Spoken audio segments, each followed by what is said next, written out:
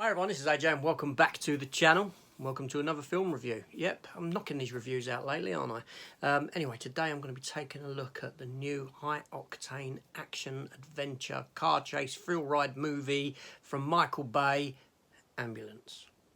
What could go wrong? Let's find out.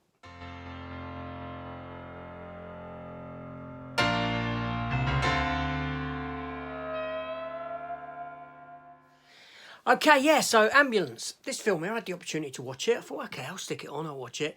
This film came out here in the UK on the 25th of March of 2022, this year, not long ago, with a runtime of 2 hours and 16 minutes and on a budget of $40 million. $40 million, you say? That's low for a Michael Bay Bayhem action fest. Yeah, it is. We'll come into that. So like I said, this film here, directed by Michael Bay. Say what you want about Michael Bay, you know, he's done all the Transformers films, Armageddon, Bad Boys, loads of other films as well.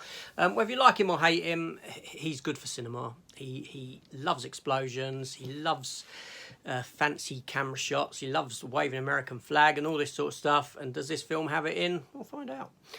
This film stars Jake Gyllenhaal as Danny Sharp, Yahya Abdul Mateen II as Will Sharp. Yes, they're brothers. We'll come to that. Now, Yahya Abdul Mateen II, you will know him from Aquaman. He was in Aquaman, he was in Watchmen, the TV series, he was in the movie Us, so you may recognise him. Jake Gyllenhaal, I don't need to tell you what he's been in. Elsa Gonzalez, she stars as Cam Thompson. Now, she was recently been in Godzilla vs. Kong, before that Bloodshot, Hobbs and Shaw, and she was in the From Dusk Till Dawn TV series for 3 seasons, if you ever caught that. And an actor that I really enjoy, Garrett Dillahunt as Captain Monroe. Now, Garrett Dillahunt, he's been in, more recently, he's been in Fear the Walking Dead for a season. I remember him from his time on Sarah Connor Chronicles as the Terminator. Yep, and I enjoy him as an actor, and he's someone who I wish I see in a lot more stuff. Hopefully that will come to pass. Like I said, Michael Bay directed. So the story for this film, basically this film is about these 2 brothers, Danny Sharp and Will Sharp. They're not biological brothers, obviously. What happens is that Will, he's lost his parents as a young lad, and the backstory of this, he's taken in by Danny and Danny's father, and they're really close brothers, but they have a falling out, or they sort of drift apart, so to speak. Will joins the military.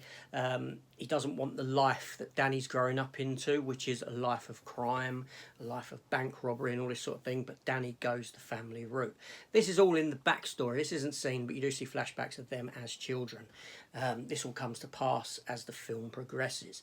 Now, Will, he's back from his time in the military. He's struggling to get a job and all this sort of stuff. He needs money because his wife needs surgery for cancer. They can't get the money. He goes to see his brother Danny to try and borrow some, but Danny ropes him in to join in this hit that's about to take place, this bank robbery, this massive bank robbery of about $16 million or something of that ilk. Now, the bank robbery sort of goes wrong. They end up using an ambulance as an escape route. They've got an injured police officer in the ambulance with them that has been shot by one of them. They take Cam Thompson, Elsa Gonzalez's character, as a hostage who's got to look after the guy in the ambulance who's been shot while they're on the run from the police, being chased. Yeah, so the whole film, like I said, it opens with a bank robbery pretty much, and then it continues into a sort of a race through Los Angeles, car chase, film, much like Speed. Speed's a good comparison for what this film gives you. Now, I don't really mind Michael Bay films. I do when he's out of control. When Michael Bay's out of control, he's crap. When he's reined in, he's somewhat better. And I feel that he's reined in on this film in that he's got a smaller budget to play with, so he has to be smarter with what he does. It's not incoherent like the latter couple of Transformers films were or anything like that. There is a story progression throughout this film. And not only that, there is character development as the film progresses as well. Some fantastic character development, in fact. The characters are all very likeable, even your villains within the piece. And you care for them, and you come to care for them. You come to want to see the best for them, and you come to, no harm to befall them in the context of the story, even your primary villain for the piece. So all in all, it's a very good film. The film dabbles with some really odd camera shots using the use of cranes.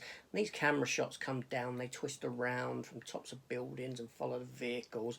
A lot of it's also done with drones. A lot of the footage is filmed with drones, and it looks pretty damn spectacular. Now, being a Michael Bay film, there's going to be explosions, there's going to be gunfights, there's going to be car crashes followed by explosions, and you get all this within the film. But at the heart of it, there is a story of these two brothers coming to terms with one another, coming to again sort of trust one another within this environment of what's gone on, and fighting amongst one another as to what's right and what's wrong, and this sort of a storyline, all while they've got this woman captive who has to try and keep this geezer alive. So yeah, and it's a really good film. I thoroughly enjoyed it from beginning to end. I wasn't bored at all. I was quite blown away with what I saw. This is definitely a film that I would pick up on physical media. The musical score by Lorne Baff was very good within the film. It served the film. When the stakes were high, when the action was intense, the music was there to carry you through. I've already spoke about the camera shots for the film and this sort of thing, the shooting, fantastic. I know that Michael Bay said he wasn't happy with some of the CGI that was used in the film. I will say that the CGI seems to be minimal, that a lot of it is done in camera, and it's very good. A few niggles I had is characters being killed off that didn't necessarily, I won't say it didn't deserve it. I won't say didn't deserve it, but it wasn't required in the context of the film story for particular characters to be killed off. So that came as a bit of a shock in a sense.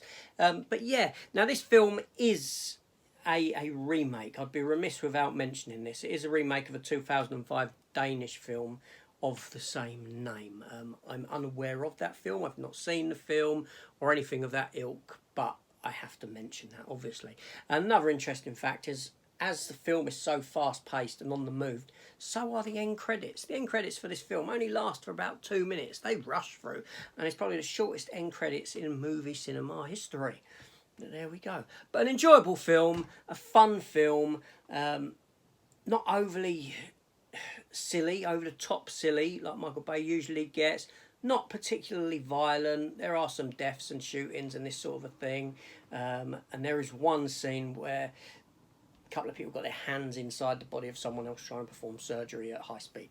That was a bit sort of, it looked pretty damn good. But anyway, enjoyable film, liked it, physical media, on the way, we'll get it, we'll watch it again, we'll enjoy it. Tell me your thoughts on this film. Have you seen it? Did you enjoy it or didn't you? Do you not like Bayhem? Let me know in the comments below.